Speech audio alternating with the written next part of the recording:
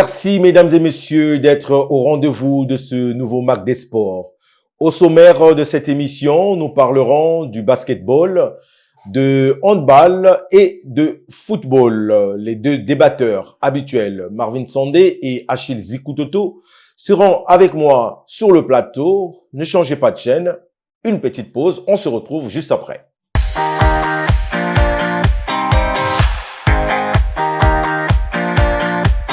Les lampions des 41e championnats nationaux de basketball se sont éteints ce week-end au gymnase Maxime Matima de Makelekele. En senior homme, c'est Interclub qui rafle le titre en battant As Otoo. Et chez les dames, c'est donc Ange Noir qui est sacrée championne de cette édition. Alors, je vous propose d'écouter les capitaines des deux équipes vainqueurs de ces championnats nationaux. On a fait de notre mieux. On a bien commencé le match. Le premier carton, on a eu à bien défendre et faire les contre-attaques. Ce qui nous a aidé, ce sont les contre-attaques. On a vraiment bien joué aujourd'hui. On était trop exceptionnels. Je n'arrive plus à exprimer ma joie en tout cas. On a beaucoup été sous-estimés. On a perdu une finale en Coupe de la Ville. On a été éliminé en demi-finale au championnat départemental. Et c'était vraiment un devoir pour nous d'être champions du Congo ce soir. Monsieur, bonjour et bienvenue sur ce plateau de Mac des Sports. Bonjour Achille. Francis. Bonjour Marvin. Bonjour Francis. Alors, ça a pris fin ce week-end, donc les championnats nationaux de basketball, Achille Zikutoto. Au vu de tout ce qui s'est passé au cours de ces finales, quelle analyse tu fais de cette 41e édition? Alors Francis Dadé, pour un premier test, je dirais pour le bureau du président Fabrice Makaya Matev, première compétition nationale, je dirais que c'est une réussite, on va pas dire totale, parce qu'il y a eu quelques imperfections, lui-même il a reconnu, mais la réussite c'est par le fait que ces championnats nationaux ont mobilisé toutes les catégories déjà, donc les cadets, les juniors, et les seniors en hommes et en dames, et aussi sur cette union sacrée autour justement du basketball, parce qu'il y a des faits très importants que j'ai remarqué, c'est la reconnaissance à l'égard des anciennes gloires, donc des anciens diables rouges comme Bushili Passa, j'en passe et des meilleurs, les présidents, les présidents charismatiques, comme le président Firmin Dinga et d'autres qui ont été reconnus à leur juste valeur comme contributeurs justement du basketball congolais. Et puis, à la fin, il y a cet espoir qui sort un peu intelligemment de la bouche du président Fabrice Makaya Matev, qu'il souhaiterait, et pour ceux qui savent lire sur les lignes, que les équipes championnes participent aux compétitions continentales. Ça veut tout dire. Avec le vice-président aussi, Dimi Yoka, il nous ferait savoir qu'il serait dans la collecte d'une partie de la somme, en tout cas à travers les sponsors qui ont été présents lors de ces 41e championnats nationaux de handball et de basketball, pardon. Et bref, l'Interclub face à une équipe d'Otoo en senior homme, une équipe d'Otoo valeureuse, mais que l'Interclub a gagné par l'expérience. Et puis, coup de chapeau à cette équipe de Ange Noir, du président Firmin Dinga, et une équipe qui est bâtie sur un peu l'insouciance de la jeunesse, et c'est cette équipe justement qui remporte ce championnat. Et donc voilà un peu les quelques faits marquants que j'ai pu retenir de ces championnats. Alors Marvin, toi qu'est-ce que tu en penses par rapport au déroulement de ces 41e championnats nationaux? D'abord, l'organisation en soi de ces championnats était un défi pour le président Makaya, parce que il fallait quand même mobiliser plusieurs équipes de toutes, presque, on va dire de toutes les catégories pratiquement, et des deux sexes aussi. 5 départements. Voilà, exactement. Donc c'était quand même un défi assez grand, et ce défi a été relevé. On a quand même vu, je vais dire, une certaine ferveur dans les gradins. C'est pour dire que l'adhésion était vraiment à la hauteur de cette compétition.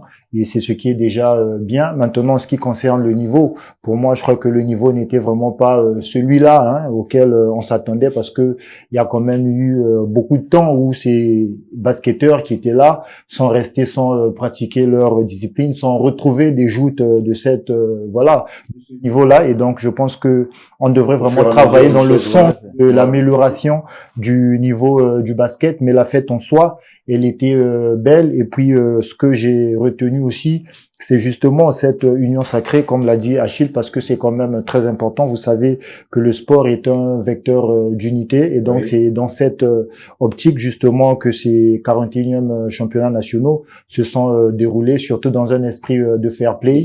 Et c'est ce qui montre vraiment que de ce côté-là, des bonnes choses sont en train de prendre forme. On espère que pour les éditions à venir, on verra mieux que ce que l'on a vu, que ce soit au niveau même de nos basketteurs et basketteuses, et aussi au niveau de la violence, parce que c'est quand même important. Tout ce qui est fête sportive s'accompagne toujours de cette ferveur, et c'est très important. Et je crois que là, ça sonne vraiment le glas d'un nouvel élan de notre basket national, qui a quand même souffert un renouveau, une renaissance. Et notre basket national a tellement souffert que ce que nous voyons, moi je pense bien que ce sont des signes d'espoir, et à la longue je crois que le président Makaya nous fera tous plaisir avec sa volonté vraiment de remettre le basket dans la bonne direction.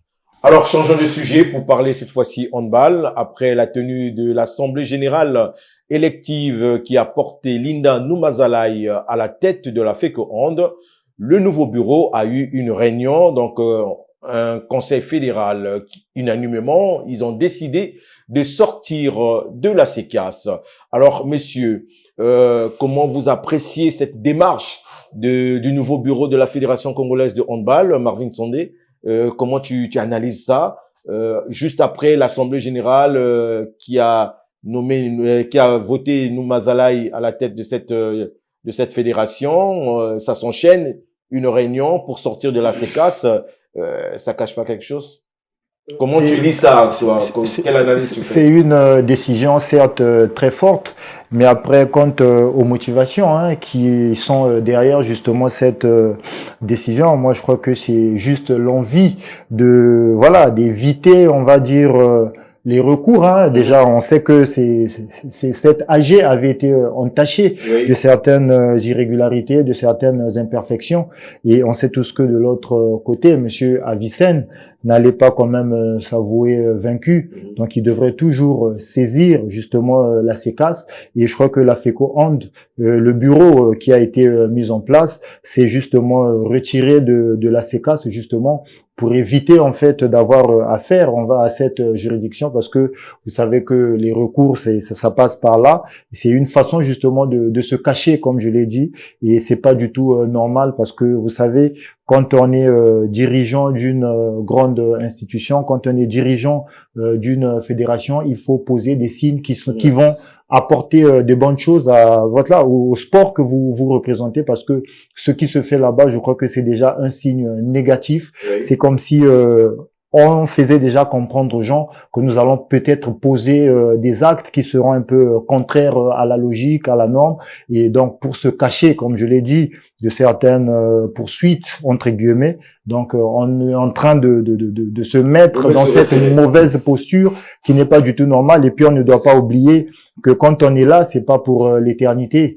On va toutefois arriver au terme d'un mandat, et après, quel avenir pour ceux-là qui vont arriver, et puis quelle image d'abord ça donne, une très mauvaise image. Achille Zikodoto, toi, comment tu as analysé cette décision de la Fédération congolaise de handball? Ça ne s'explique pas intellectuellement, parce que une fédération, c'est une association, et les associations sont régies par les statuts et le règlement intérieur, et lorsqu'on veut extirper un point, on veut ajouter un point dans les statuts d'une fédération, c'est en assemblée générale.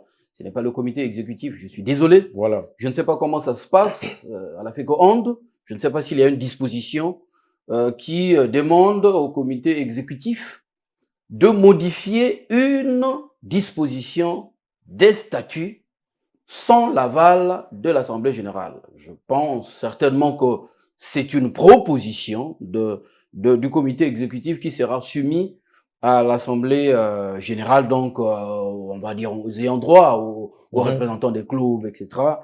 Mais en même temps, c'est une fuite en avant. Mais parce que avec l'environnement justement du sport congolais, où on est toujours dans les intrigues, Oui.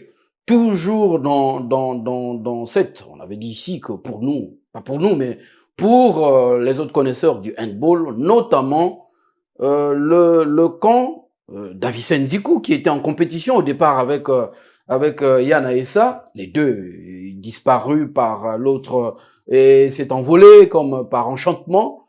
Le dernier s'est fait écarter carrément, qui est mis carrément de côté alors qu'il a été au début, donc une candidate qui est parachutée, mais voilà, qui prend une décision lourde de conséquences qui engage toute la famille du handball congolaise. Et cela se passe devant le géniteur de la CECAS qui dit rien, qui conçoit.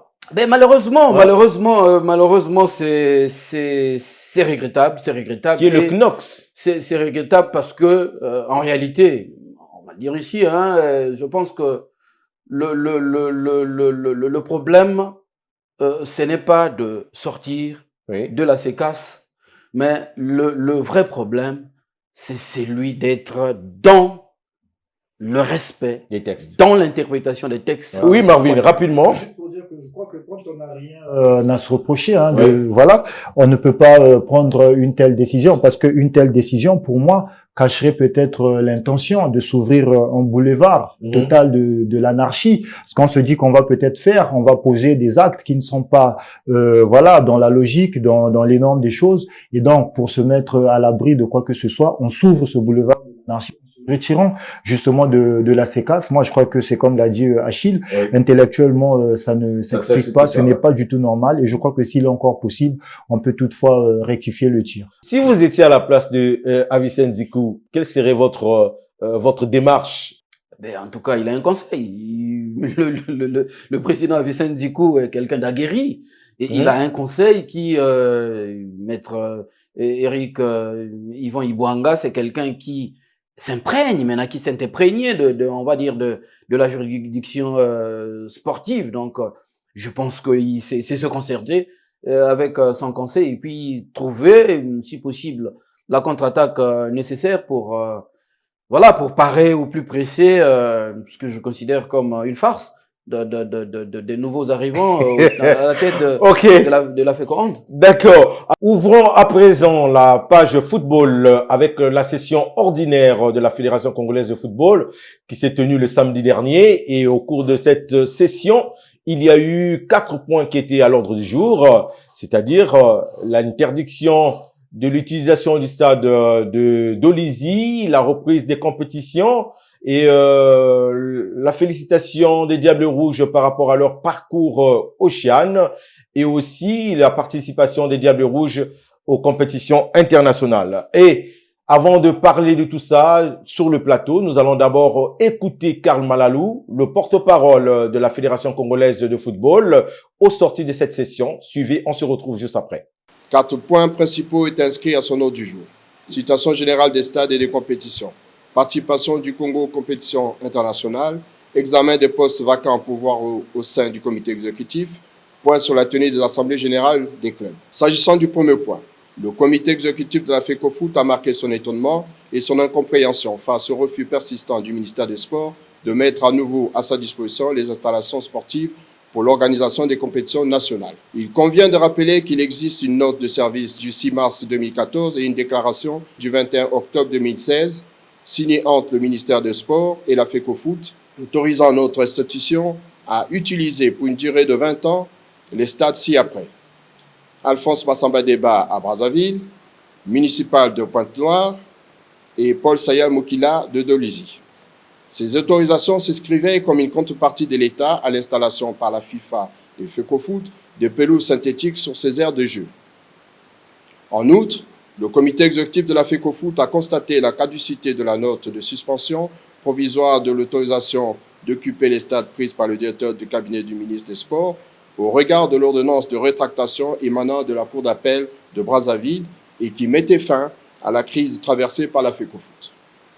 Aujourd'hui, plus rien ne justifie donc l'interdiction d'occuper ces installations sportives.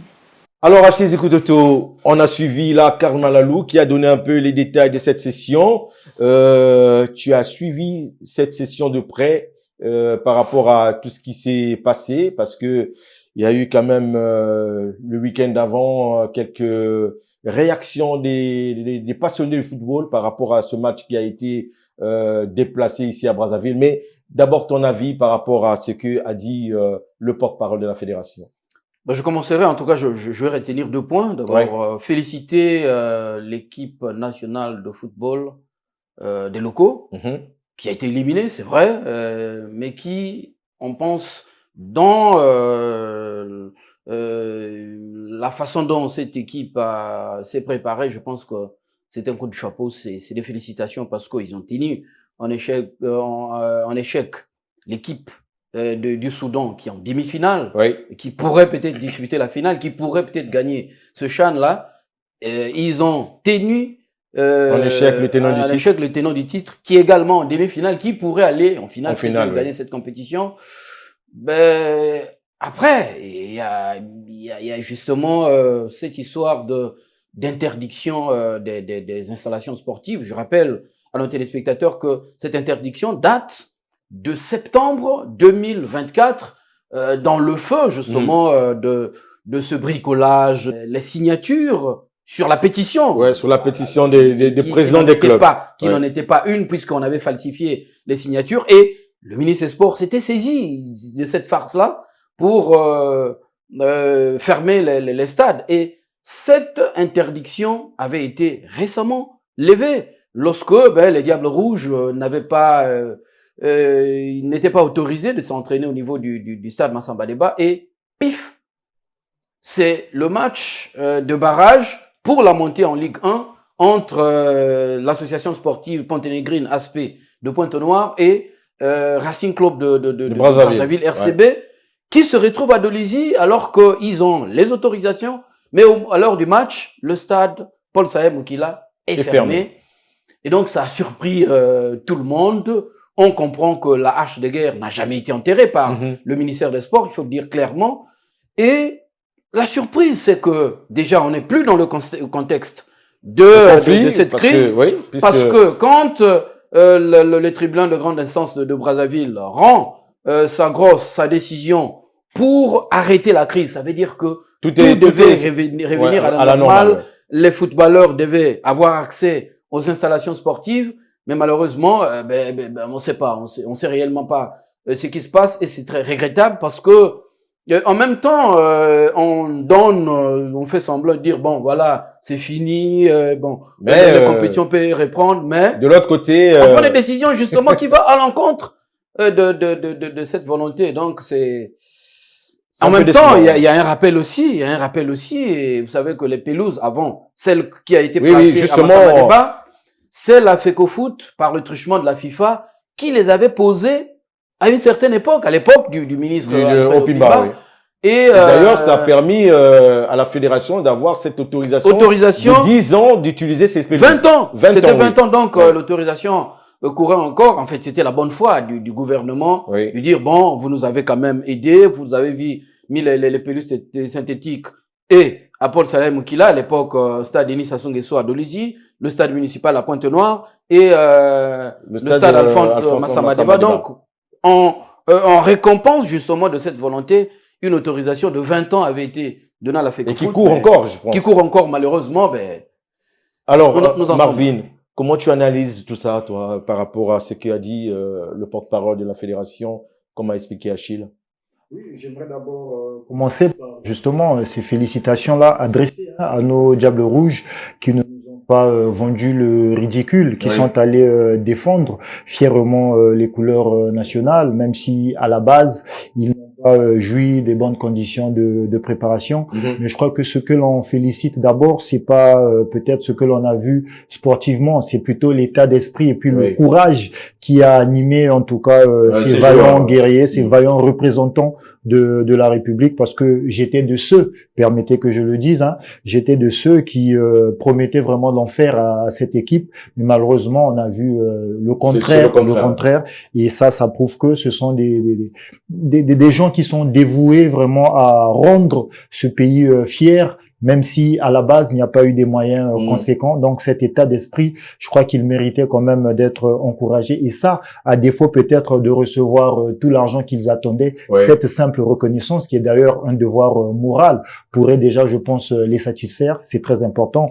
De même pour le staff technique aussi, qui a quand même joué un rôle assez important dans cette campagne, même si nous sommes sortis de façon précoce, mais je crois que ce sont des joueurs, c'est un staff technique qui est revenu au pays tête haute. Je pense qu'on peut dire qu'ils sont rentrés la tête haute. Exactement, oui, parce que ils ne nous ont pas rendu le ridicule, comme je l'ai dit. C'est une équipe qui a été vraiment généreuse dans l'effort, et ça c'est déjà bien. Et pour l'avenir aussi, je crois qu'avec cet état d'esprit, avec un meilleur accompagnement, on pourrait avoir meilleurs résultats.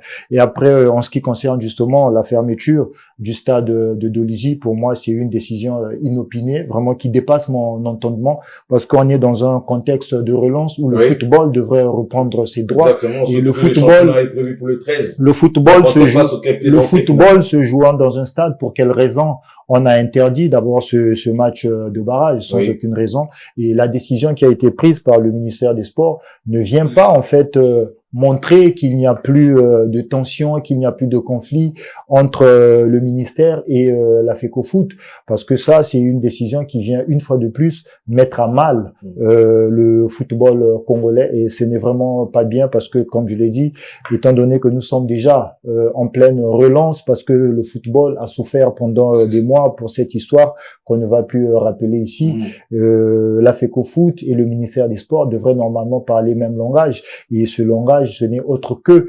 l'avancement de notre football, mais ce que l'on voit, c'est tout à fait le contraire. Et il est grand temps quand même que le ministère des Sports ne prenne pas des décisions impopulaires, des décisions qui viennent mettre vraiment notre football en difficulté, parce que je crois qu'on a trop souffert avec ces histoires et ces décisions prises par coup de tête, je pense bien, et ça, ce n'est pas du tout normal. Et étant donné que cette décision a déjà été prise et que le football est déjà en train de souffrir, alors on va simplement demander au patron, c'est-à-dire au ministère des Sports, de faire en sorte que tous les stades, en tout cas, soient rouverts pour que le football reprenne ses droits. Alors Francis, c'est quand même curieux. Récemment, le président de la République s'est étonné que les stades soient fermés. Les infrastructures sportives soient fermées, ne soient pas utilisées. Et c'est au moment où le président s'étonne de cela, au lieu de laisser les athlètes justement, mais on se félicite. On venait de parler justement du basketball. Vous avez vu l'ambiance, la ferveur et tout consort. C'est ce que le président de la République, qui a investi les fonds, les sous des Congolais, il veut que les Congolais, les jeunes Congolais, s'expriment à travers leur talent footballistique, au basketball, au handball, etc. Bon, c'est un peu curieux. Comme à l'habitude de dire Marvin, c'est même une façon un peu de désobéir aussi au président de la République, parce que en même temps, Denis Sassou Nguesso, qui est le président de la République du Congo, qui souhaite veut que les stades soient utilisés, qu'on améliore justement les conditions d'accueil, on ne facilite mais pas. à un moment, on les ferme. Je comprends pas. Je ne comprends pas. Voilà, comme a dit Marvin, ben, ça dépasse mon entendement. Oui, Marvin, pour c'est que aujourd'hui, je crois que quand on occupe certaines fonctions nobles, ces fonctions-là, vraiment, on doit être dedans dans ces fonctions de façon vraiment honnête, de façon propre. Et puis, j'aimerais quand même poursuivre en disant que le football ne devrait pas être un espace de règlement de conflits personnels, parce que le football, c'est un ensemble de valeurs, et ces valeurs, c'est pas seulement sur le terrain, c'est dans notre façon d'être, c'est dans notre raisonnement aussi. Donc ce n'est pas bien, on demande à nos autorités de faire fonctionner le En tout football sur toute l'étendue du territoire national. Et je crois que tous les sous qui ont été injectés dans la construction de ces infrastructures ne sont pas des sous qui doivent être perdus comme ça, parce que la meilleure façon, en fait, de profiter de cela, c'est de jouer dans ces infrastructures. Exactement. Et là, comme l'a dit Achille, c'est un manque de respect aussi vis-à-vis du président de la République. En tout cas, pour vous signaler simplement que ce match qui a été interdit à Dolezi s'est joué en début de semaine de l'autre côté de Igné, et c'est RCB qui a remporté ce match face à Aspé, 1-0, et le match retour va se jouer donc prochainement. Je crois que ça sera donc ce mardi. Pour boucler cette page football, nous allons un peu aussi revenir un peu sur le bilan de ces Diables Rouges, parce que d'ici en début de septembre, là aussi, il y a encore les matchs des seniors qui vont reprendre. Mais quel bilan faites-vous par rapport à cette équipe des Diables Rouges à prime qui sort de ce CHAN vraiment la tête haute, malgré les félicitations, mais quel bilan vous faites par rapport à leur participation, vu ce qui s'est passé pendant leur préparation, pendant la compétition, parce que nous avons aussi des informations que leurs primes des matchs nuls n'ont pas été totalement versées. C'est aussi un manque de respect par rapport à cette équipe des Diables Rouges. Achille Zekutoto. Alors Francis, moi j'irai par raisonnement de questionnement. Oui. D'abord, à quoi on peut s'attendre à une équipe qui ne s'est pas préparée? Vous avez un enfant, vous lui mettez en classe d'examen, il reste à la maison, Mais il n'a pas de cahier. il n'a pas de cahier, et il vient composer juste le jour de l'examen. C'est un peu l'image des Diables Rouges locaux. Je regarde sur les réseaux sociaux, les gens matraqués, Oui. ces jeunes vaillants, les gens matraqués, le staff technique. Bon, je comprends, ça c'est l'émotion, ça c'est le Congolais qui le dit, mais en observateur averti, oui. je pense qu'on ne pouvait pas s'attendre à grand-chose. Et ce qu'on a vu, pour moi, c'est un exploit. Ici, sur ce plateau, nos téléspectateurs doivent se rappeler, j'avais dit que si notre équipe va loin, ce sont les miracles qu'il va accomplir. Parce qu'une équipe qui est, on va dire, qualifiée de justice, on s'est qualifié depuis décembre, mais avec toute cette sanction... Entre décembre et la compétition, voilà, il y a on est rien disqualifié. eu. Ouais. Et puis, c'est en juin, juste à 2 mois de la compétition, et tout de suite, on met en place un staff technique, soit-il compétent, mais il n'avait pas le temps. Et en plus, ce qui devait un peu compenser cela, il fallait avoir les moyens, interner l'équipe. Très tôt, l'équipe a été internée à la dernière minute. Les matchs une semaine, amicaux, je pense, nous sommes invités, vous voyez, sur tout le continent africain. Les 3 pays organisateurs, la Tanzanie, l'Ouganda et le Kenya, décident de donner du temps de jeu, donc dans la préparation à la République du Congo. Mais on dit, il n'y a pas l'argent, on ne peut pas aller. L'équipe reste à la maison. La fédération se bat, il trouve un terrain d'entente avec la fédération sœur de la RDC pour qu'il y ait au moins double confrontation avec cela aussi ne se concrétise pas. Ça aussi, ça ne se concrétise pas parce qu'il n'y aurait pas de moyens. Mais entre-temps, les gens s'attellent dans les devis, ça circule là-bas. L'argent sort. Oui. L'équipe va le jour de l'ouverture de la compétition. Donc le 4 août, le jour de la compétition, c'est le jour où l'équipe du Congo arrive en Tanzanie. Et puis on a vu ce qu'il a vu. On a tous dit ici que c'est une preuve de courage qu'ils aient engrangé au moins 2 matchs nuls. 2 matchs nuls, ouais. Mais après, selon nos informations, les primes qui n'ont pas été discutées en amont. Ça nous rappelle 2015. 2015, non, surtout 2018. 2018 avec, au Maroc, avec cette histoire où Barel Mouko a été banni parce qu'il a posé le problème. Donc, c'est après les 2 matchs nuls où on vient remettre une somme de 500 000 francs. Et quand on fait la division pour un enfant de 250 000 francs le match. Le nul contre le Soudan, en équipe nationale, 250 000. Les gens qui font chanter l'hymne national du Congo, c'est 250 000 francs CFA. Et voilà. Et au moins, selon nos informations, les primes de mission, donc équivalent à peu près à 3 millions de francs CFA, leur ont été versés. Mais ça, c'est la mission. Mais les primes de match, donc qui n'a rien à voir avec la prime de mission. Qui n'ont rien à voir avec la prime de mission, c'est 500 000 francs CFA Sauf Pour les deux matchs. si ceux qui nous ont formés nous ont vendu du chou. Marvin, ton analyse à toi, le bilan, comment tu l'appréhendes? D'aller dans un tel contexte, faire un bilan, ça serait, je pense, très facile parce que dans tous les cas, il serait toujours négatif, il sera toujours chaotique parce que toutes les conditions sont bien réunies pour avoir de tels résultats. Déjà que dans la gestion, nous ne sentons vraiment pas d'effort, nous ne sentons pas de motivation de faire en sorte que les choses redémarrent. C'est comme si les gens ont la volonté de voir cette équipe-là. Exactement, il y a une volonté de nuire cette équipe qui est tout à fait claire. Et d'ailleurs, je vais même dire que ce n'est que dans la tradition judéo-chrétienne où les miracles viennent de la foi. Et dans le sport, en fait, les bons résultats passent par le travail, passent par une bonne organisation. Voilà. Et chez nous, c'est tout à fait le contraire. Ce qui revient à dire que nous travaillons pour toujours être nuls. Donc, allez-y comprendre par là que nous ne faisons pas d'efforts, nous ne faisons rien de bien, nous ne faisons rien de bon.